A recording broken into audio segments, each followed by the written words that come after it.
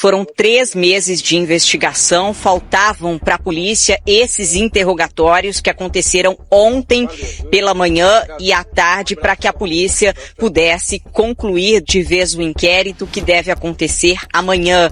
O delegado Fernando Bravo, da Delegacia de Homicídios aqui da DEIC de Ribeirão Preto, deve relatar o inquérito amanhã e o caso vai ser encaminhado para a Justiça e com certeza ele deve pedir a prisão preventiva do médico Luiz Garnica e da mãe dele, Elizabeth Arrabaça, que estão presos. Ontem pela manhã, a Elizabeth Arrabaça foi ouvida de forma online no interrogatório da penitenciária de Mogi Guaçu, onde está presa. O Luiz foi ouvido durante a tarde da cadeia de Santa Rosa de Viterbo, onde está desde o dia da prisão.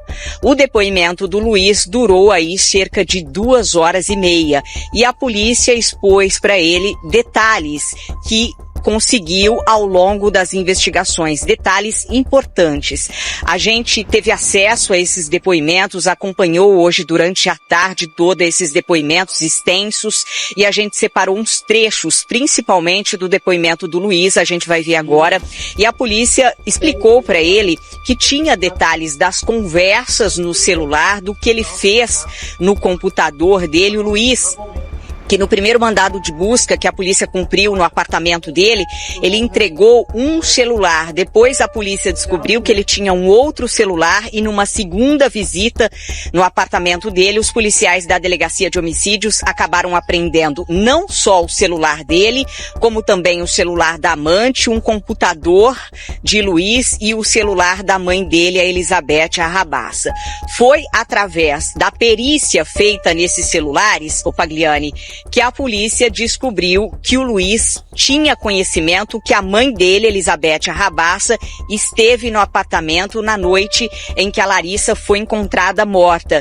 E a mãe, olha só essa informação, a mãe teria avisado o Luiz por volta das 8h da manhã que a Larissa estava passando mal.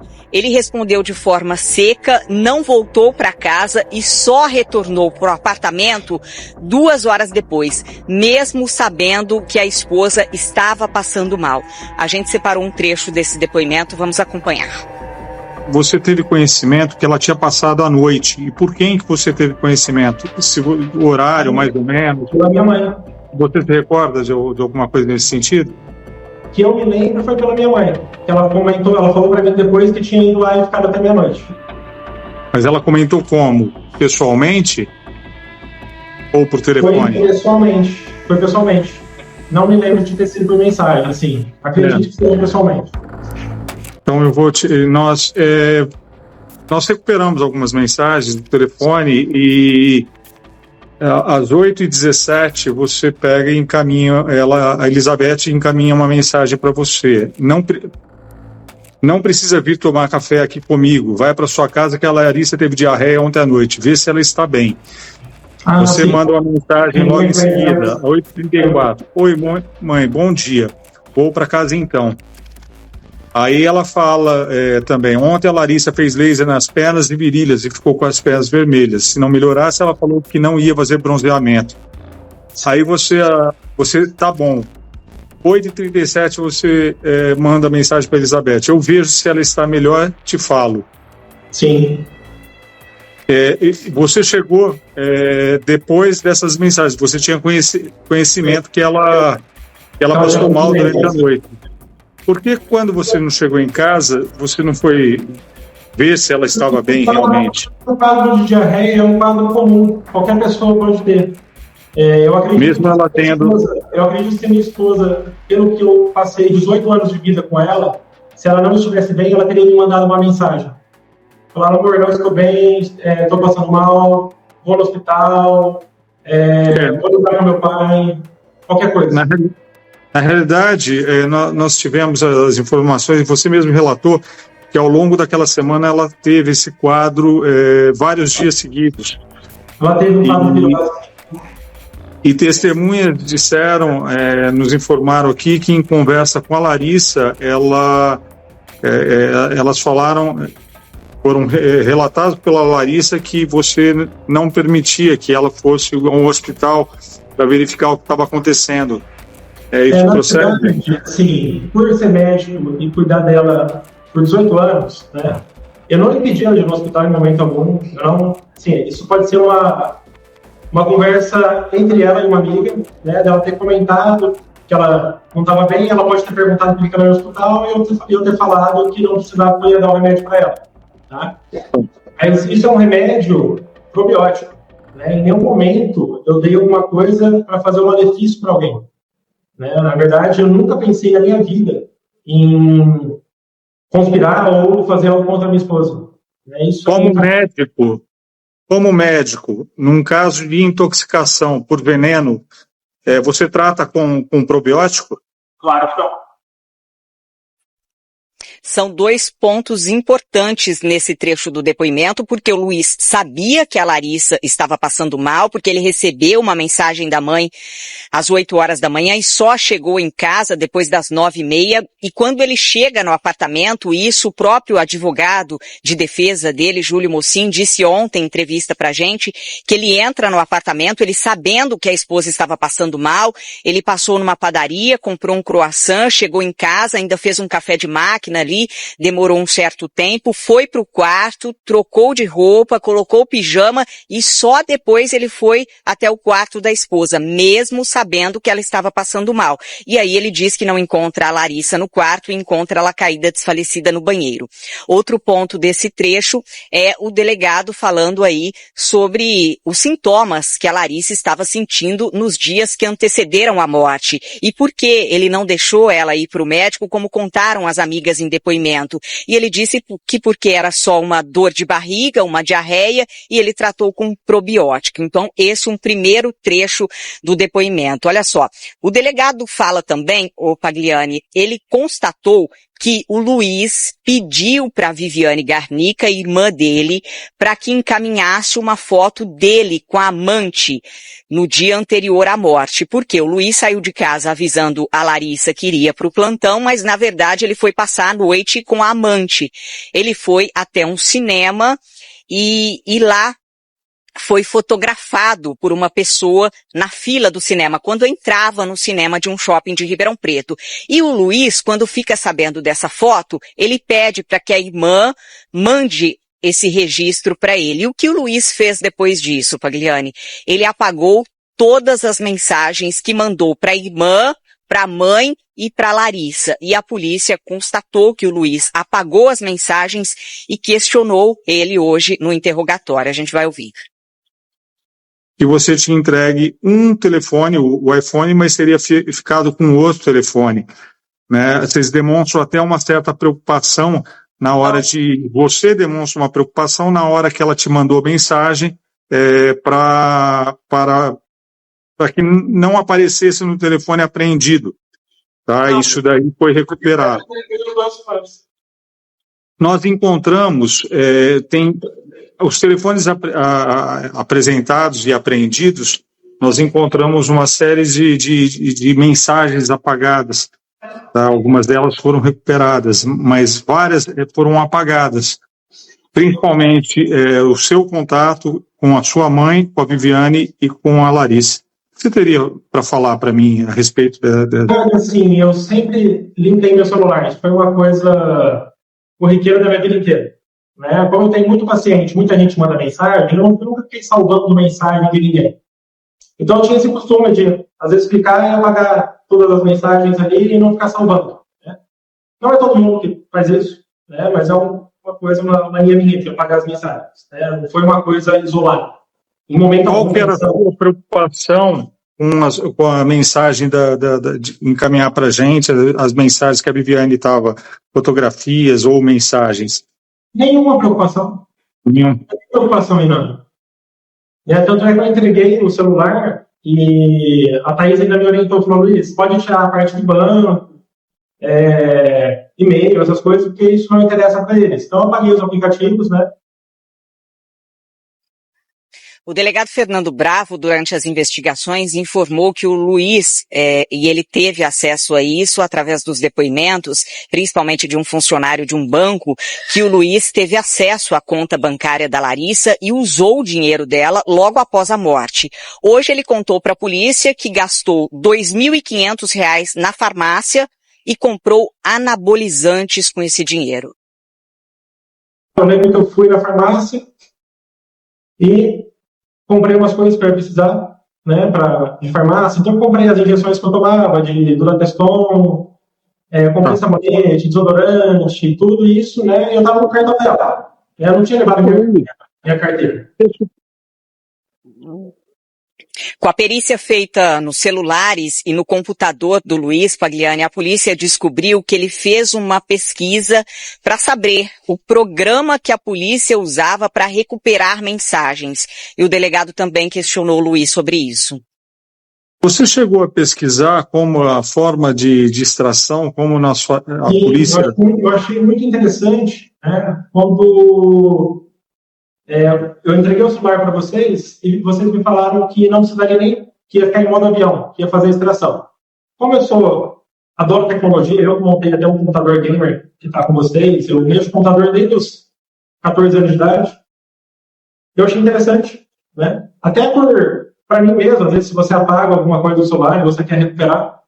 Eu dei uma pesquisada na internet, até eu vi que era um programa russo, e até na minha primeira vez que eu fui no júri, né, eu até comentei com ele, né, ele falou, Luiz, é um programa que a gente usa mesmo, né, ele falou para mim, eu falei, nossa, que legal, né, e eu falei para ele, nossa, dava até para pegar o que está na nuvem, falei para ele, né, pelo que eu li. Ô Pagliani, durante esse interrogatório, o delegado questionou o Luiz também sobre as contas do apartamento, como eram divididas as contas entre o casal, e ele explicou que ele era responsável pelo pagamento do apartamento, por esse financiamento, e falou também sobre o salário dele e da Larissa. O Luiz diz, inclusive, que ele recebia aí por mês cerca de R$10.000 e a Larissa R$2.000 quinzenal. E não é isso. A gente teve acesso à holerite da Larissa. Funcionários da academia onde ela trabalhava informaram que o salário dela não era tão baixo assim. A Larissa ganhava quase o dobro do que o Luiz disse para a polícia ontem em depoimento. Vamos ouvir. O apartamento vocês compraram juntos? Compramos juntos, né? Até o salário dela na época, até hoje, eu não sei quanto ela ganhava, mas era em torno de 2.000 no dia de registro, e eu ganhava em torno de 10.000. 10, 15 mil. Quando eu fazia o financiamento, o financiamento ficou, caso na minha falta, que estaria 80% do apartamento. Depois, na falta da minha esposa, seria só 20%. O Luiz se contradiz nessa parte porque logo após esse trecho do depoimento ele fala que trocou aí uns plantões que ele tinha particulares por um trabalho em Sertãozinho, numa clínica em Sertãozinho, num hospital, mas depois acabou perdendo esse plantão e acabou ficando sem dinheiro. E aí ele começou a pedir dinheiro para o pai e ele contou também que era ele quem sustentava a amante. A gente vai ouvir. Nós pegamos ali também conversas de você com a sua mãe, que você estava pedindo dinheiro para o seu pai para pagar conta do cartão de crédito. Sim, é porque como eu tinha saído dos plantões e eu estava exclusivo no consultório, eu não estava ganhando o suficiente para pagar minhas contas. E aí meu pai, como pai... Quando que você saiu dos plantões? Devia fazer uns 3 meses. Uns 3 meses antes, eu não vou lembrar. Porque eu saí do plantão para assumir a ortopedia no postinho de saúde lá em Sertãozinho. Então eu saí do plantão para fazer ortopedia. Então eu ia todo dia fazer ortopedia, de manhã, e à tarde eu ia para o consultório. Até na época que eu fui para a ortopedia, eu não sabia que era um contrato emergencial. Né? Não me falaram isso. E aí foi quando terminou o contrato emergencial que eu perdi a ortopedia, que já tinha saído dos plantões, né? E estava exclusivo do consultório. E meu pai estava me ajudando a pagar, né, até hoje. Ele é quem está pagando minhas contas, que eu estou aqui. A Letícia, você estava ajudando na manutenção do dia a dia da Letícia com dinheiro? Sim. O delegado também questionou o Luiz porque encontrou uma troca de mensagens entre ele e a Elizabeth pede para que o Luiz deixe a Larissa passando mal. A gente vai ver esse trecho. Nós temos conversas, até que você conversa com ela nesse sentido, e ela até manifesta ali foi ao longo da semana que a Larissa estaria passando mal, e ela até passa uma mensagem para você, deixa ela passando mal. Eu não vou ter aqui agora, mas isso vai constar no relatório da investigação. Você se recorda disso? Não faria jamais. Você se recorda de alguma coisa assim? Não é da minha índole. Eu não vou me lembrar dessa mensagem. Nós também tivemos acesso ao depoimento da aposentada Elizabeth Arrabás. Sim, é impressionante. A nora a sogra, né, na verdade, da Larissa. A Lude, inclusive, a Elizabeth, ela nega o crime, né? A gente tem mostrado isso, o advogado de defesa tem falado bastante sobre isso, nega o crime, mesmo o filho apontando ela como suspeita da morte de Larissa. Que história é essa? Parece que a Elizabeth está vivendo num mundo aí que ela não está entendendo o que está acontecendo. Estão jogando tudo em cima dela e ela está falando que não, ué. Exatamente, Pagliana. A Elizabeth, como a gente disse, foi ouvida ontem pela manhã da penitenciária de Mogi Guaçu, onde está presa. O interrogatório dela durou pouco mais de 50 minutos. Como você disse, a Elizabeth Arrabassa, de 68 anos, vem negando o crime desde o dia em que foi presa. O meu contato com ela aqui na delegacia, ela já negou, disse que a polícia ia provar, que ela não tinha nenhum envolvimento, e a polícia de fato conseguiu provar. Por quê? Porque a Elizabeth foi a última pessoa a ter contato com a Larissa. Ela esteve no apartamento na noite de sexta-feira e a Larissa foi encontrada morta no sábado pela manhã. A Elizabeth, no interrogatório, começou contando passo a passo do que fez no apartamento na noite de sexta-feira, na véspera da morte da Larissa. Vamos acompanhar. Aquele dia eu não estava bem o dia inteiro, eu chorei muito porque eu estava com muita depressão por causa da morte da minha filha, estava sendo muito difícil. E a Larissa também estava sendo muito difícil, por causa que ela tinha perdido a mãe dela, fazia 6 meses, né? Então eu estava com muita dó dela. E aí eu falei para ela, eu não estou bem hoje. Aí eu falei assim, eu até pensei de ir lá para casa da Viviane, mas eu não estou bem. Aí eu falei, só se eu for aí um pouquinho, ficar com você um pouquinho. Aí ela falou, vem sogra, vem sim. Eu quero te falar umas coisas. Aí ela falou assim, ela me contou que ela tinha ido na psicóloga, e acho que era a Melissa, se eu não me engano, que ela gostou muito da psicóloga que tinha indicado para ela lá onde ela trabalhava. E eu falei, deu algum remedinho para você? Ela falou, não deu. E ela só falou que eu tô com depressão e que eu vou continuar indo lá, que eu gostei dela. Ela falou. Como é que a senhora entrou no prédio? Ela autorizou eu subir.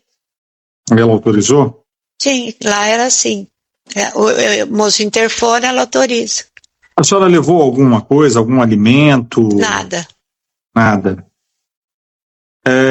Quando estava... Quando a senhora estava dentro do apartamento, a senhora ficou lá de que horas a que horas? Eu acho que eu cheguei, era um pouquinho mais de 8h30 e fui embora, era umas 11 e pouco, por aí. Ela até queria que eu dormisse lá, eu falei, não, eu não consigo dormir aqui, eu preciso ir para minha casa, Larissa, minhas costas doem muito. A Larissa passou mal? Não. Não passou mal? Ela tinha comido uma marmitinha, ela só falou que estava um pouquinho de enjoo, assim, um pouquinho de azia, Aí eu falei, eu também, hoje eu não tô boa também. Foi onde eu peguei um pantoprazol da minha bolsa e tomei. Aí ela falou, posso tomar um, sogra? Eu falei, pode, bem. Só isso. A senhora passou mal? Se eu passei mal? É. Não. E como a senhora saiu do apartamento naquela noite? A senhora saiu sozinha? Ela fechou para a senhora a porta? Sim, ela abriu Como a foi porta isso? da frente, eu saí e ela fechou a porta. Então, a senhora tinha a chave do apartamento? Não. A senhora nunca chegou a fazer a chave daquele apartamento? Não. Eu só sei que a hora que a Viviane me ligou, acho que foi a Viviane que me ligou e falou, mãe, vem pra cá que a Larissa aconteceu Larissa passou mal. Tá desfalecida. Aí, a hora que eu cheguei lá, o Luiz Antônio ficou bravo comigo, que disse que tinha... Mãe, eu te ligo, você não atende, mãe. Eu te ligo, você não atende. Eu falei, eu não vi o telefone tocar. Só isso. A hora que eu cheguei lá, ele estava desesperado. E, mãe, eu te liguei, você não atende, mãe. Eu te liguei, você não atende. O que ele falou para a senhora que aconteceu quando ele chegou em casa? Não me recordo. Nada, a senhora não se recorda nada sobre o que ele falou, como ele chegou, aonde encontrou? Parece que foi no banheiro, foi no banheiro. Ele não relatou nada para a senhora, o que aconteceu ali dentro? Não. O delegado à frente das investigações, Fernando Bravo, também questionou a Elizabeth sobre a carta que ela escreveu quando estava presa na cadeia de São Joaquim da Barra. Na carta, ela disse que pegou remédios na casa de Natália após a morte da filha e teria dado para Larissa sem saber que tinha chumbinho nessa cápsula de medicamento, dando a entender que a Natália teria colocado veneno no remédio e tomado pouco antes de morrer. Mas no interrogatório, Elizabeth Arrabassa desmente a própria carta.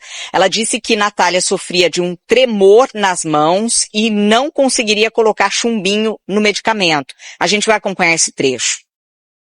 Esse remédio eu trouxe da casa da Natália.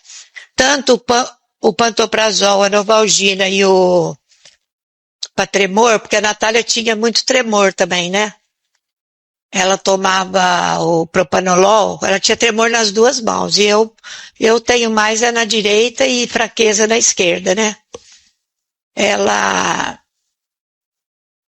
Aí eu fiquei pensando lá, porque eu tive dengue na cadeia, e eu passei muito mal,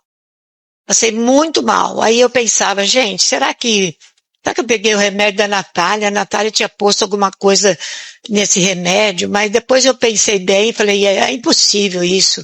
Não tem cabimento, porque a Natália não teria condição nem de...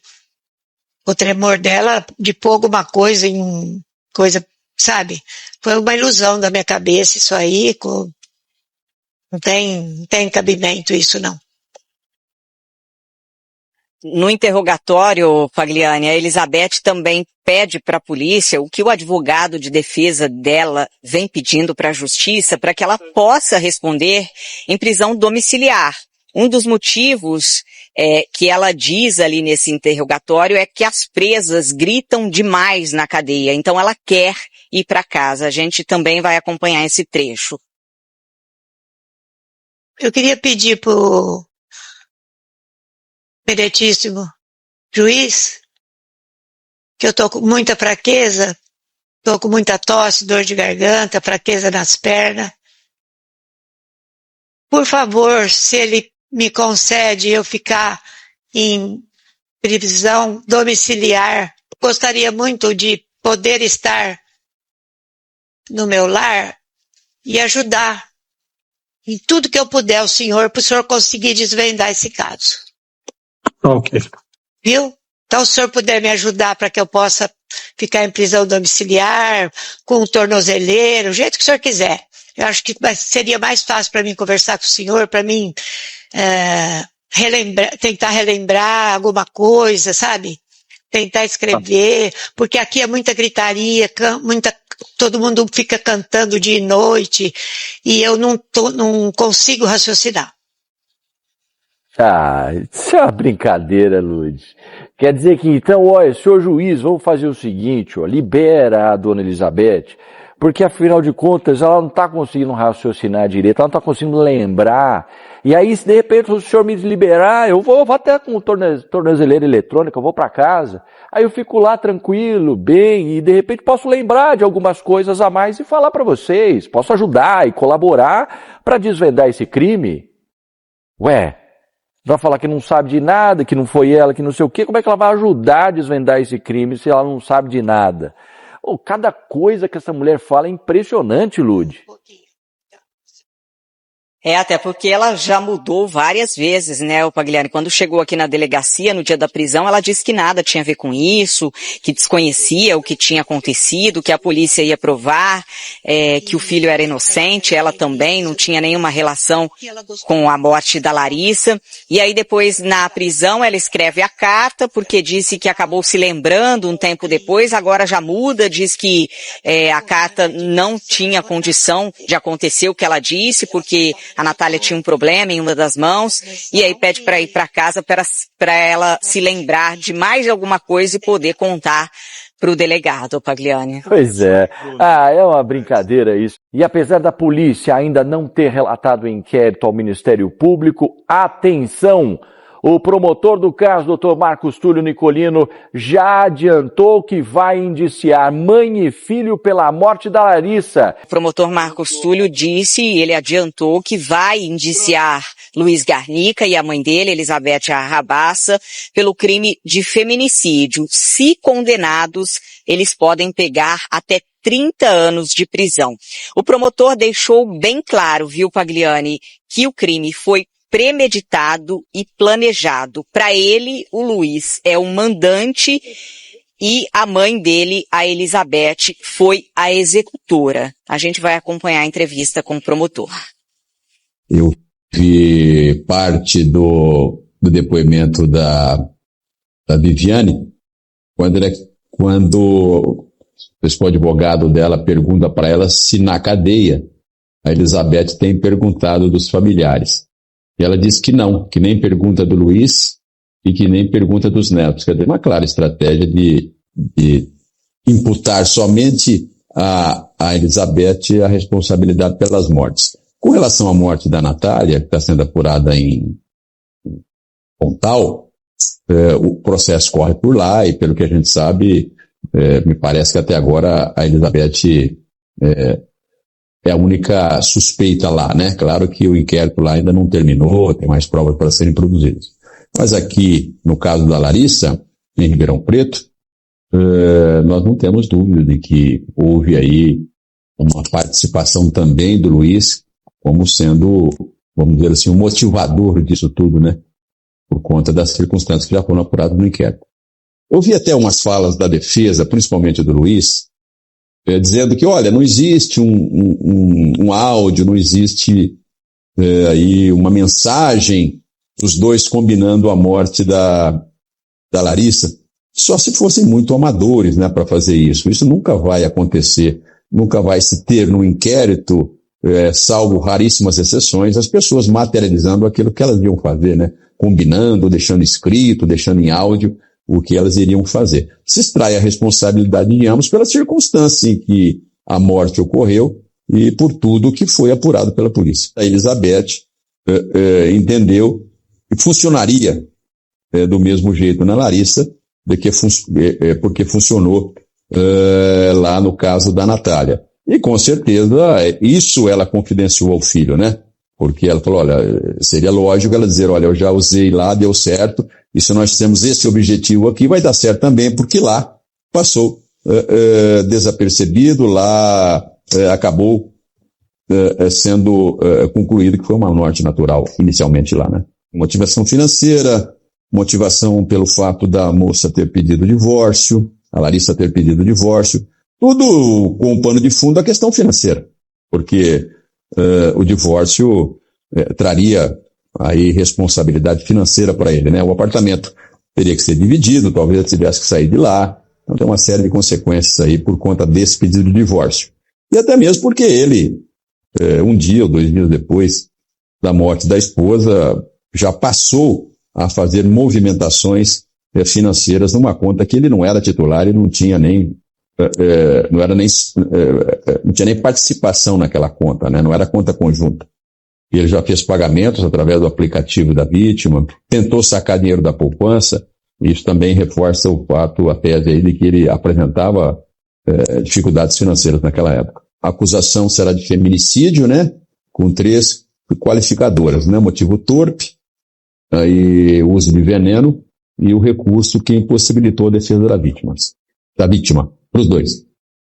Ele como mentor, ela como executora e feminicídio ainda, né? Motivo torpe, envenenamento e sem possibilitar a defesa da vítima. A gente já antecipa para vocês o que a promotoria já entende a respeito desse caso. Pelo visto ali, Lud, tanto a polícia como o Ministério Público não tem dúvidas na questão de iniciamento dele aí, hein? E deve pedir, assim que relatar o inquérito, a expectativa é para que isso aconteça amanhã, pedir a prisão preventiva do Luiz e da Elizabeth para que eles fiquem presos até o julgamento, sem data para acontecer. É importante dizer, né, Pagliani, o promotor disse aí que a Elizabeth acreditava que pudesse dar certo, assim como tinha acontecido com a Natália. A gente, quando recebeu essa história, eu particularmente na segunda-feira, dia 24 de março, logo após a morte da Larissa, a gente investiu na história, cobrou a polícia, as pessoas fizeram denúncias, a polícia investigou e aí descobriu não só a morte da Larissa por envenenamento, como também da Natália, a filha da Elizabeth. E agora a polícia deve prosseguir com as investigações do caso Natália para posteriormente também concluir esse inquérito, Pagliani. Resta saber qual vai ser então o que a promotora vai entender desse caso na cidade de Pontal. É a próxima história que a gente vai acompanhar para vocês aqui. Ela segurou muito meu braço, isso eu lembro. Ela olhou nos meus olhos, como eu estou olhando para você, e falou: agora você é minha filha.